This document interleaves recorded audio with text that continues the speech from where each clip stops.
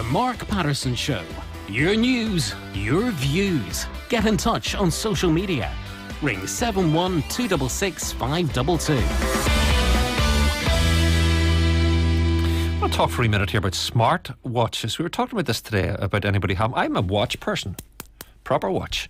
It's been a bit of a slow driver for the tech industry. It appears they're on the rise. In fact, for many, they could be the stocking filler for the other half. Let's have a wee chat about them. Have you mechanical watches? Maybe the analogue hipster fad? I think there's nothing beats a decent looking watch, but that's really me. Are the equivalent of the vinyl record of the wrist? Professor Kevin Curran is a technology expert, of course, in the Ulster University. Kevin, I seem to remember you're a smartwatch chap, aren't you? I am indeed, Mark. I've been wearing one for about 3 years, and like you, I do like them. And I waited for a good while to get one that I really liked, which had a proper face, and I've been wearing it for 3 years, really. It's an LG phone, smartwatch. But you're right, they haven't taken off the way that we presumed. I mean, the Federation of the Switch Watch Industry last year said that there was roughly 1.2 billion watches sold last year, but there was only 21 million smartwatches. Right. No, I'm saying, Kevin, I'm a proper watch person. I'm not a smartwatcher. Oh, well, you're right, but my watch face looks very proper, and of course, the new watches, which maybe will make a dent in this market, are called hybrids. So when you're looking at someone's wrist, it looks like a really good timepiece, an old-fashioned one, which it is. The batteries can last in these for up to 4 years, but underneath it, they actually have smart features like the GPS tracking and everything else. So they kind of take the best of both worlds.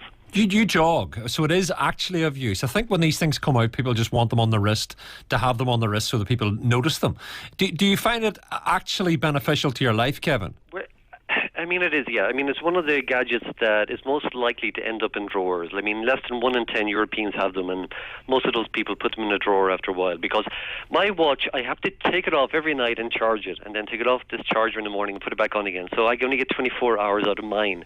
Now, I wouldn't be doing that for 3 years unless I did find it useful, and I do, because the number one reason is it gives me notifications. So if I'm driving, I can just glance at it and I can see if a message came in, if I need to pull over.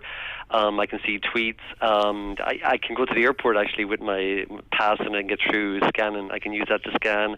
I can also take photos remotely, but mainly for messages, because it saves me going into my pocket when I hear a beep, taking out my phone, swiping it, using a battery. It saves battery for that. So that, and it actually is number one reason people use a smartwatch is for notifications, for reading notifications. And a lot of phones you can actually do a quick reply by tapping, so it saves you taking out your phone. So in that case, it is useful, but by no means does it compare to using a smartphone, and really is a luxury item for most people to have. Well, maybe a mum or a dad or granny grand listen to this going, I'm going to be the coolest mum or dad and get the kids one of these for Christmas.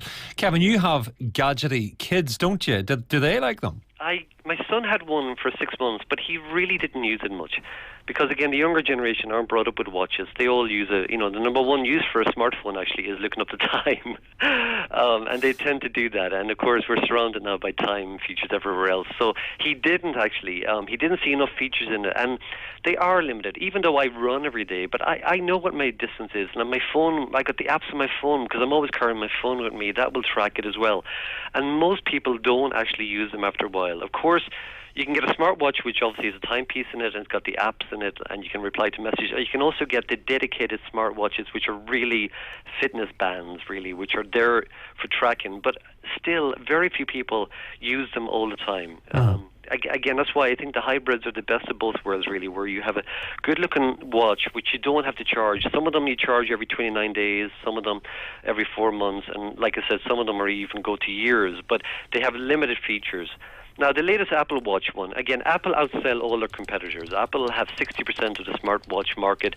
Their latest one has a built-in SIM card where you can make calls using it, you can speak into it, So, again, there's other smartwatches as well which allow you to make calls. But, of course, even with that, you have to pay another 60, 70 quid for a data plan for that because it has to have a separate SIM card. So, really, how many people are going to buy a smartwatch like that and actually add a SIM card to it? Because it really is your phone, it really is, the use cases aren't really there for them. But Kevin, you have a smartphone the size of a blooming Super Sare, for goodness sake. Would there be days where your smartwatch is enough for you to trust yourself to go out, be in touch with business and work and fitness and all the rest?